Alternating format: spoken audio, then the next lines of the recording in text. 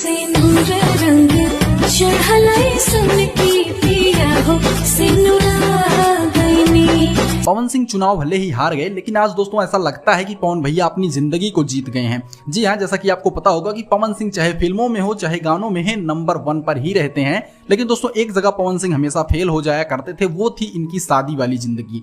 जी हाँ, हमेशा ये अपने पत्नी के साथ कभी खुश होते नजर ही नहीं आते थे। लेकिन दोस्तों अब की बार से जब से ज्योति भाभी इनके घर में आई हैं, लगातार उन्होंने इनकी सेवा की है। और उसके बाद इस वीडियो का आना जिसमें पवन सिंह बड़े प्यार से अपने हाथों से ही ज्योति भाभी के मांग में सिंदूर लगा रहे हैं, दोस्तों कहीं ना कहीं ये इशारा करता है कि पवन भैया कहीं ना कहीं चुनाव जरूर हार गए हैं, लेकिन आज वो अपनी जिंदगी को जीत चुके हैं।